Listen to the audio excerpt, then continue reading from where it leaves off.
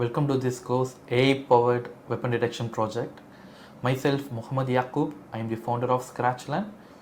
When it comes to AI project, we have to first understand the problem in a better way.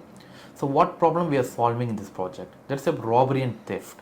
There are a lot of robbery and theft activity happening around the world. In the United States alone, per year, more than 50,000 cases are being recorded. There are more than $500 million is getting lost due to robbery and theft activity. So mitigate this problem, we came up with a project called AI-powered weapon detection project. So the core methodology used in this project is customized object detection. So what is custom object detection? We all know that there are YOLO models that is being trained with standard 70 classes. So what we need some customized classes like handgun.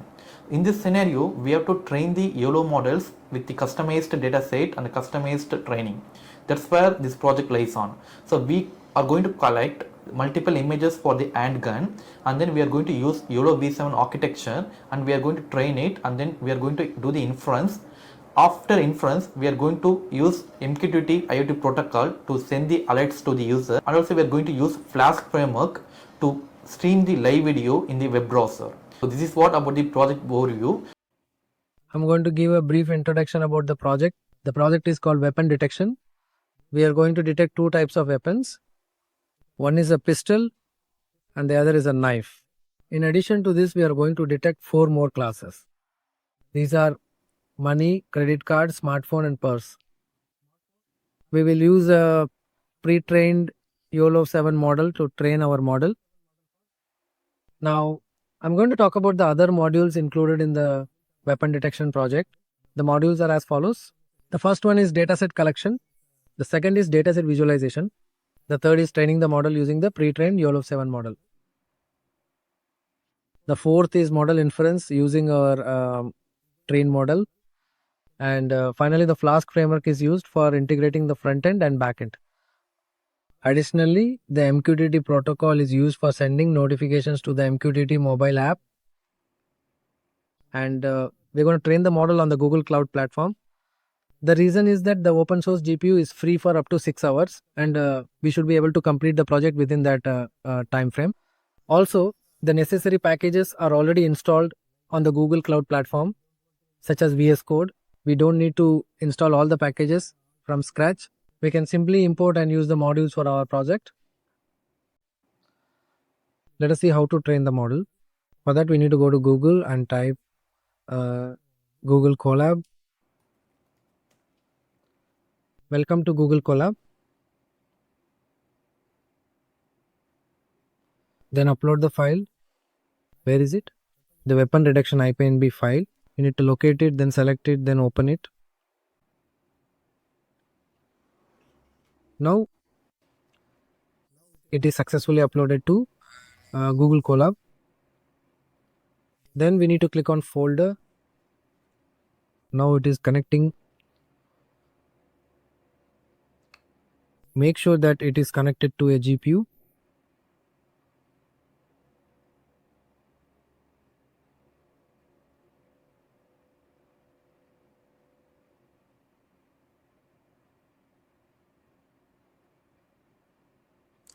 Now it is successfully connected and it is also connected to a T4 GPU. Manage resource. Only one notebook is active and it is connected to a GPU. First, I'm going to mount Google Drive to store files there and access them. Then I'm going to run this cell. Next, connect to Google Drive. Then select your account. Continue. Then continue. Now Google Drive has been successfully mounted. So we can now access and store files on Google Drive. To detect weapons, the first step is to collect a dataset from online sources. The dataset is called the Sohas weapon detection dataset, which contains 859 images with 446 labels, covering 6 different classes: knife, pistol, smartphone, money drawer, bullet and target. Next, I will download the dataset from the OD weapon detection GitHub link. This is a command for downloading the dataset using the git command. Now I'm going to run this command. We need to wait a few seconds while it downloads. Now the dataset has been successfully downloaded and the folder is named OD weapon detection. We need to go into the weapon folder and here is the weapon detection dataset: bullet, knife, money drawer, pistol, smartphone. Next, I am going to create a new folder to store the dataset on Google Drive. To do that, I'm going to create a new folder here by executing this cell. The folder has been successfully created on my Google Drive with the name Object Detection and Weapon Detection. Next, I'm going to rename the dataset. That has also been completed successfully. Now I'm going to move the dataset from the Google Colab notebook into Google Drive. Now the dataset has been successfully moved into Google Drive. Next, I'm going to run NVIDIA SMI, which will show the driver version as well as the GPU model, which is Tesla T4. Next, I'm going to download the YOLOv8 algorithm from the official GitHub repository. And I'm also going to install some of the PyTorch libraries after restarting the session. Next, I'm going to change my working directory to YOLOv8. Now run this cell. Now the directory has been changed to YOLOv8. Then I'm going to download the pre-trained YOLOv8 tiny PT, which will be downloaded from a PCL GitHub repository. Now run the cell. Now it has been successfully downloaded. I'm going to check the YOLOv8 tiny PT file. Next, I'm going to visually and randomly sample images from the dataset and I'll run this cell.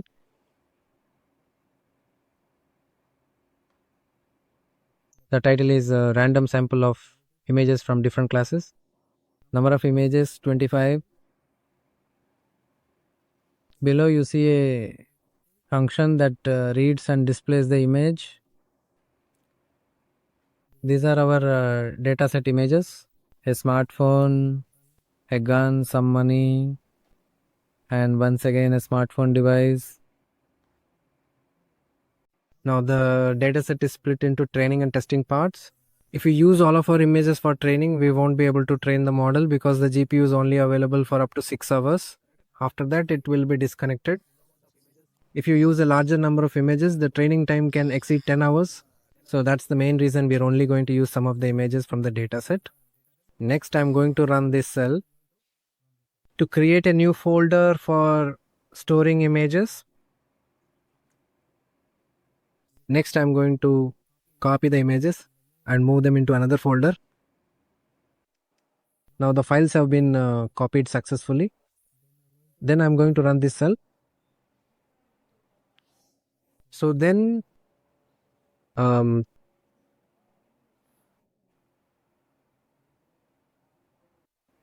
next we need to change the dataset OML file with this dataset folder name. For that, we need to open up Google Drive, then go to My Drive, and then find the object detection folder, object detection, dataset, OML. After that, copy all of this content carefully. Copy all of this. Press Ctrl/, then copy. Then replace it here. Then save it. After that, Ctrl/, and now it has been successfully replaced. Now I'm going to explain the code for YOLOv8, discuss how we are going to train YOLOv8, and talk about the packages used in this project. Let's start with a brief introduction to YOLOv8. YOLOv8 is a deep learning algorithm used for object detection tasks, and it stands for You Only Look Once algorithm. There are many different versions of YOLO available, including but not limited to YOLO V2, V3, V4, V5, V6, V7, V8, V9, VTN, and the most recent V11. Each version represents an improvement or update over the previous ones, offering new features or enhanced performance. In this case, we are specifically going to use YOLOv8, particularly the tiny version. Tiny is a lightweight model that has only a limited number of parameters, and its model size is just 12 MB. And the model's inference time is much shorter compared to previous YOLO versions. That's why we chose YOLOv8. Now let's look at the code explanation for the project. First, we need to import the necessary libraries to implement the project. We just need to store information about the training process and the math module. OS is a basic library, and WANB is used to store training information as well as for model tracking, visualization, and deployment. These are the purposes of using WANB. Random timing info, deep copy, which is used to retrieve all images from the folder thread, which is used to run multiprocessing, the pandas library, NumPy. Torch is a deep learning framework used to train deep learning models, and then YAML, which is a file format. We are going to run this model using CUDA, which is a technology that is specifically used to allocate and manage the GPU for our model computations, as well as distributed data parallel for efficient training, the summary writer for logging, and progress bar for T2DM. Additionally, YOLOv8 is specifically used to load and initialize the model architecture, ensuring that everything is completely set up properly and ready to go. This is for dataset handling. Compute loss is used to plot results, typically in the form of images. Then select device CUDA with parallel set to true is used to gather the necessary details. Finally, if the model gets disconnected for any reason, such as internet issues or the notebook disconnecting, we can resume the model from where it was interrupted. So finally, the logging information. Next, I'm going to start explaining the code in the main function. Then we need to construct the arguments one by one. This refers to the model weights, the pre-trained model weights, YOLOv8 tiny pt, which are located in the YOLOv8 folder. Then configuration for YOLOv8, which includes YOLOv8, CFG, and training, YOLOv8 tinyuml. These are the layers of YOLOv8, which include up to 25 convolutional layers, and we should change the number of classes to 6 here. Next is the dataset folder path, and the file name is dataset iml, which is stored in Google Drive. Now you can go and check, this is the hyperparameter file which contains the YOLOv8 data.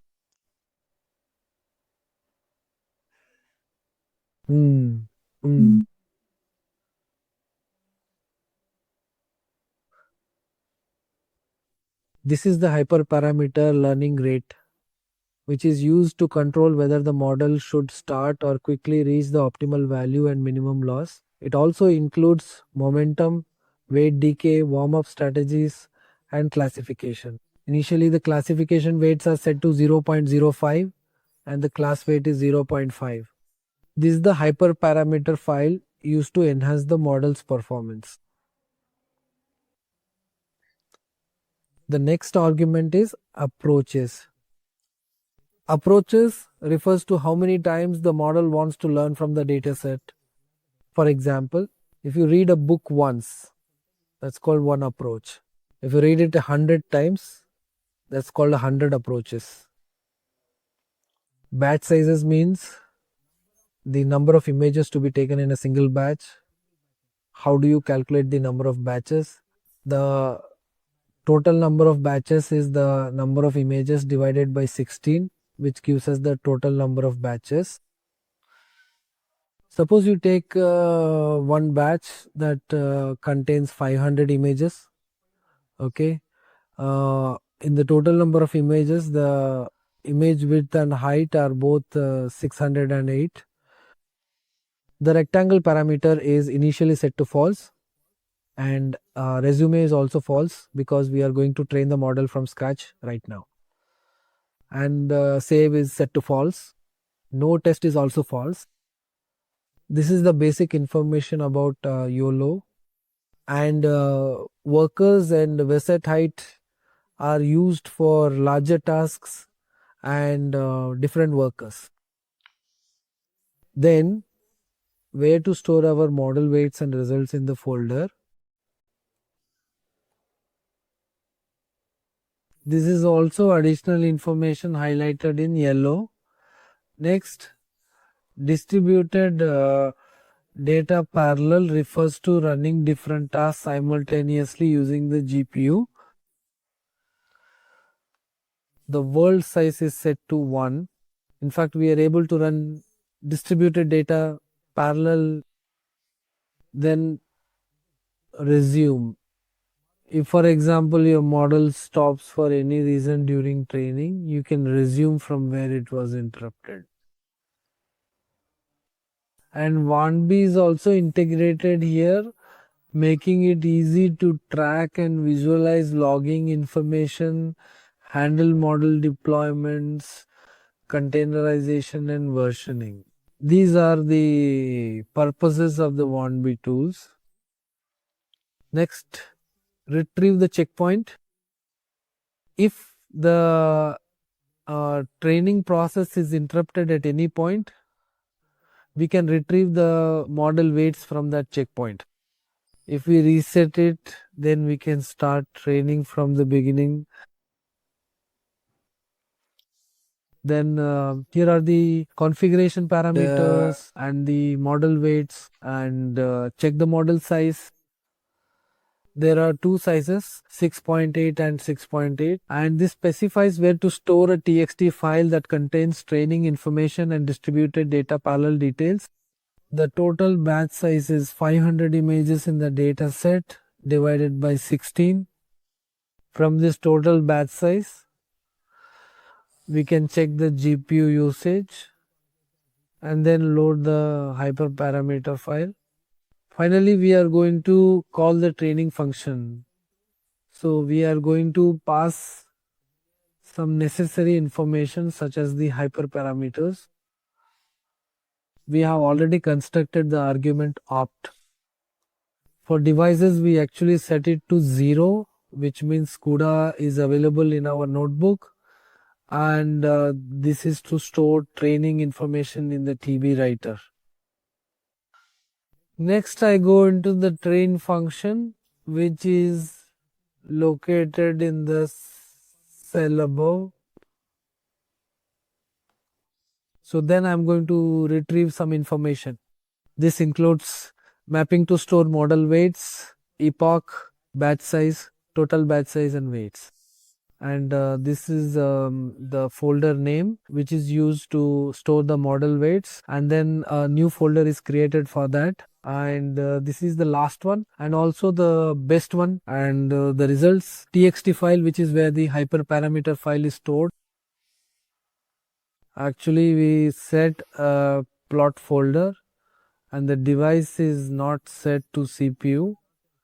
GPU is available in this notebook, so it only uses the GPU. Then load the dataset file, then the YOLOv8 information, and the number of classes is 6, and then get the class names. If the class name is available, then we should throw an error. So there are no .pt files found in the current directory. Then we are going to train the model from scratch. And then the else condition is satisfied and we get the train folder path and validation folder path, and we are going to use all the model parameters. Suppose you want to free some of the parameters, you can choose whether to use all the parameters or only half of them to improve the model's performance. Actually, the batch size is set to 16, but it won't use the nominal batch size. Okay.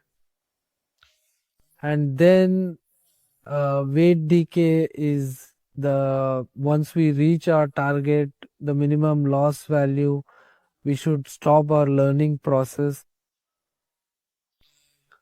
So this is the formula for calculating weight decay,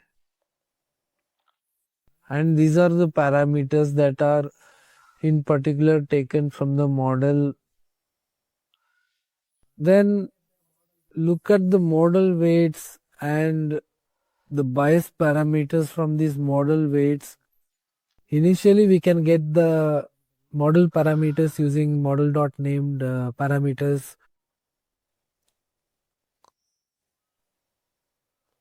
And then we choose Adam optimization, which is a combination of stochastic gradient descent and root mean square. This optimization is better than stochastic gradient descent in terms of both accuracy and model performance, and it allows us to reach our goal more quickly using Adam optimization. Next we have learning rate decay and its parameters. The learning rate is one of the crucial parameters in deep learning, and we can also control the learning rate using learning rate decay. But if we want to reach our destination, we need to find the minimum loss value. To do that, we have to update the model weights using the learning rate. The learning rate determines how quickly the model wants to reach its destination, meaning how fast it tries to find the minimum possible loss value. Then we set the model instance. This is for resuming, but we are not going to use it. Initially we set resume to false, so this condition will not be met. Then we check whether the image's size belongs to the as specified in the argument construction. Then this refers to the number of reduction layers present in YOLOv8, the image size, distributed data parallelism, and the synchronization needed to apply our model, which involves allocating the GPU, then loading the dataset, training, setting the batch size, hyperparameters, and then calculating all the class names. And this is a function that loads the dataset and then creates a data loader function to load the test data, test path, images, test set, and batch size.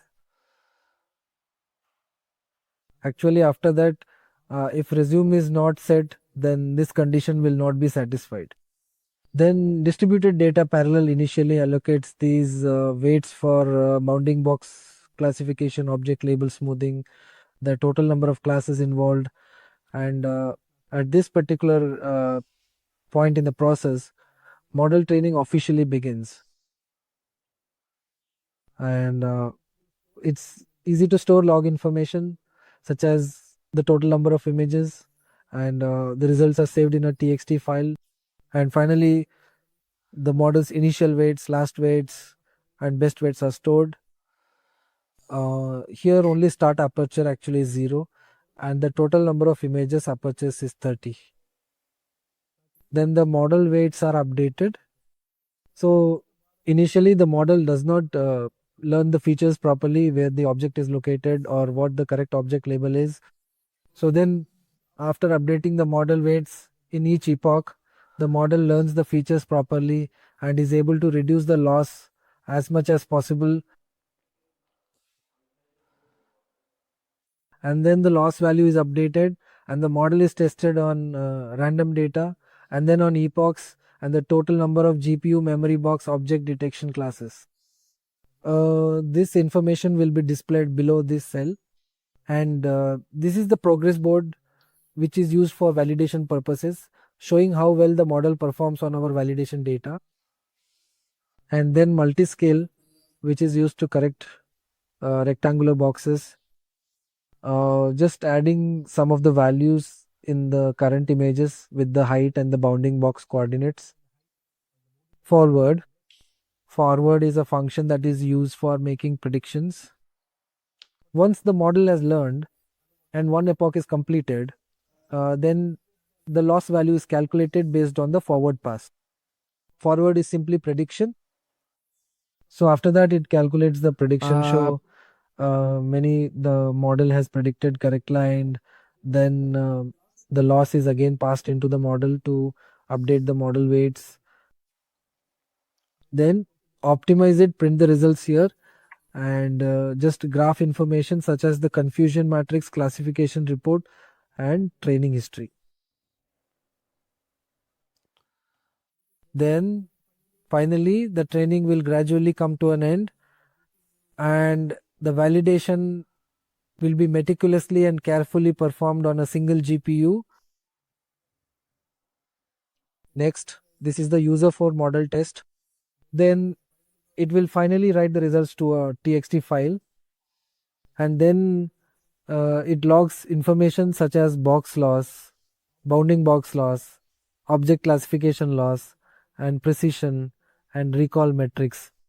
MAP is used to measure how well the model detects and classifies objects in an image. Then finally the bested map is updated. With each and every epoch, the model weights are updated. So we need to delete the existing bested PT and then update it with the new bested PT based on the map value. Then finally save the model weights in the folder. Then finally the training comes to an end.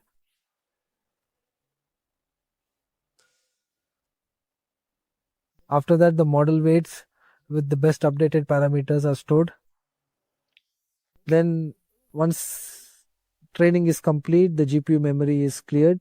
After that, the GPU is no longer needed. So the empty cache function is applied, and finally the results are returned. Finally, I am going to run this cell to train the model. I hope you are able to understand everything through my explanation of the code. Now let's see how to train the model.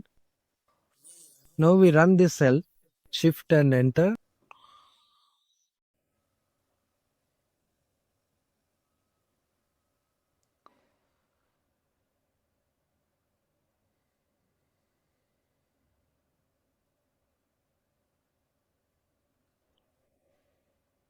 Next, I am going to get the Warnby API key using this link. Let me just paste this link right here.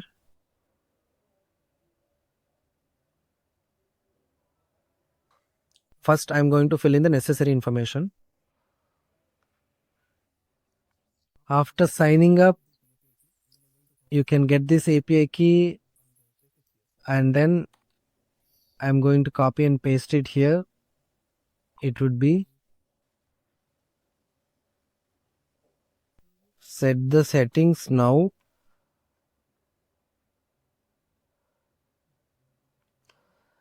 In our dataset, which contains 500 images for training and 200 images for validation, there are no corrupted images, which is 0. Now the training has started. The training time can take up to 1 to 2 hours. We need to wait until the training process is complete. Now the model training is completed. The metrics are precision, recall, and MAP. 0.5 and 0.5 to 0.95. I ran up to 30 epochs. If you want to run more epochs, you can do so.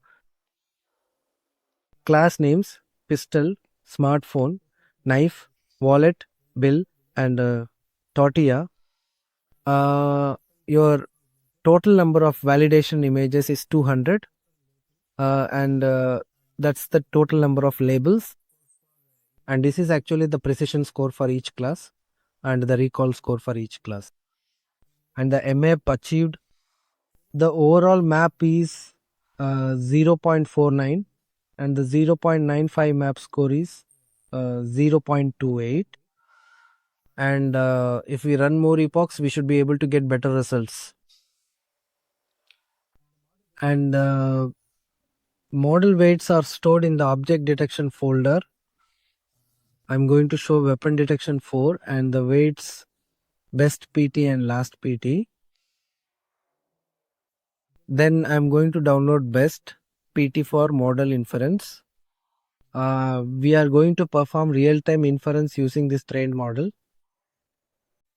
Once you have downloaded the model file, it should be located in the weapon detection folder. Only then will we be able to perform inference using base.pt. Finally, I'll demonstrate using a trained model, and in that weapon detection folder base.pt must be present. Just install base.apk on your mobile phone. Simply use it to record data whenever a weapon is detected. Here we need to enter the command code space dot in CMD, which will redirect us to VS Code. Once VS Code is open the terminal. The terminal is now open. First you need to install all the dependencies listed in the requirements. txt file. This file is commonly used in Python projects to specify which external libraries are necessary for the project to work properly. In this case, the requirements txt file includes several important packages.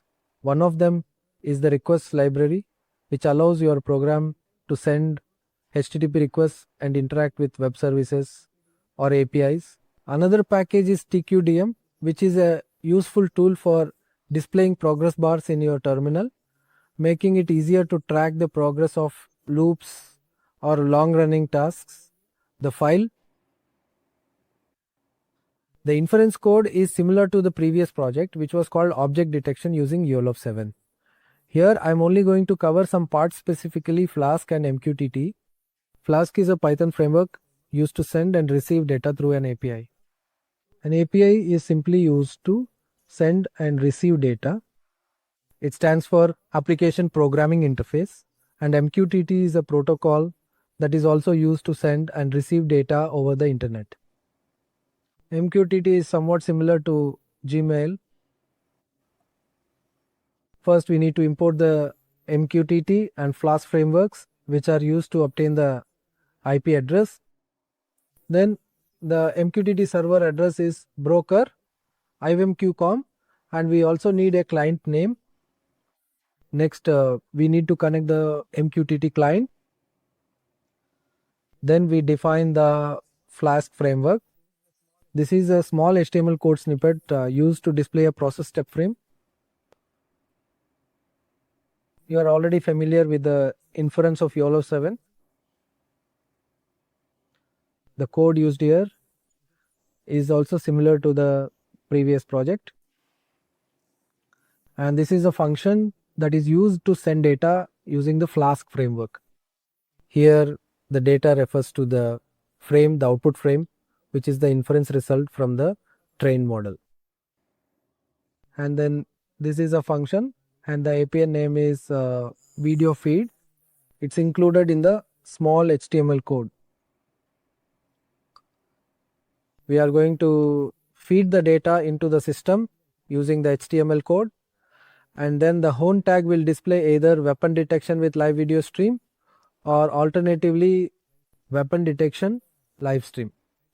This serves as the main title, and we are feeding the data from this particular source.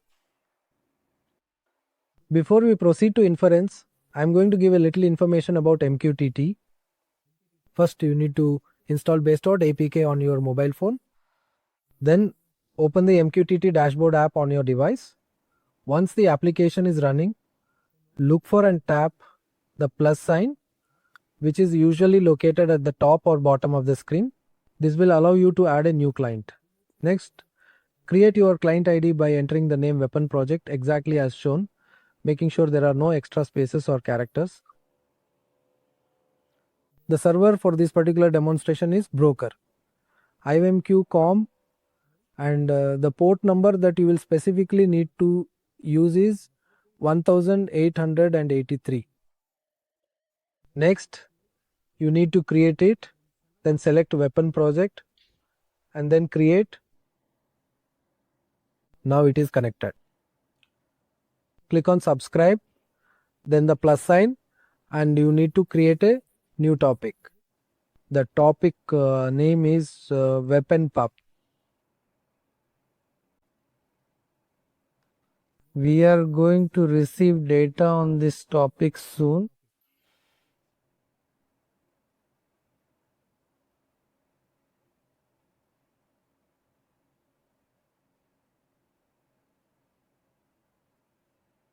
Then create it. Now it has been successfully created. Subscribe to the topic. Then we will be able to receive data in this mobile app whenever a weapon is detected.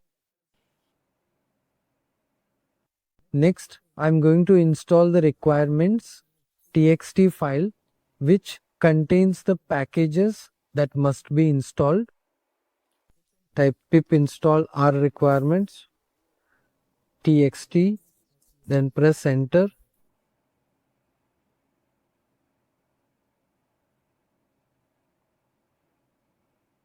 The packages have been successfully installed.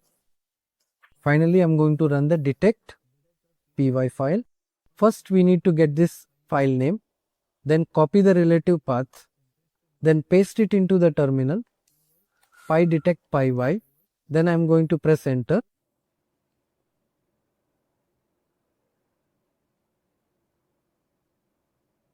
And now the execution process has officially started.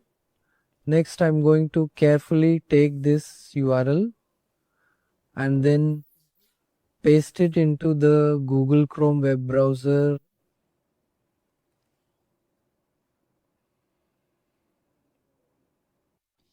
Now the live stream has started and it is streaming in the web browser. Then I am going to show two kinds of weapons in front of the camera. The first one is a knife.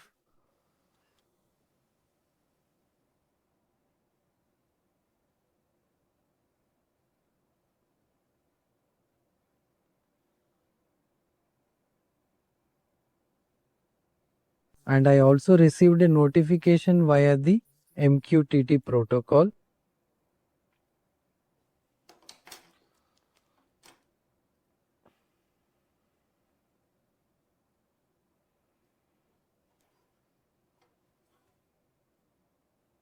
This is the notification I received on the MQTT dashboard.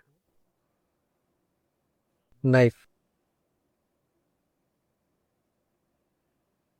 Now I am going to show another type of weapon, which is a pistol. Then I am going to display it in front of the camera.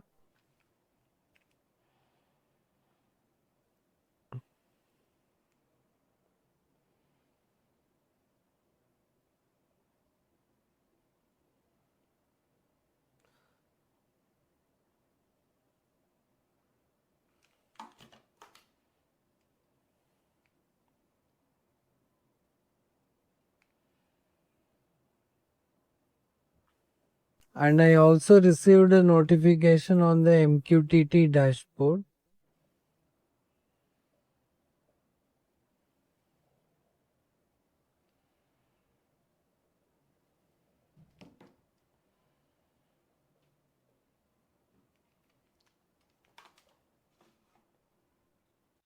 Finally, I am going to stop the execution in VS Code by pressing Ctrl+C. Thank you.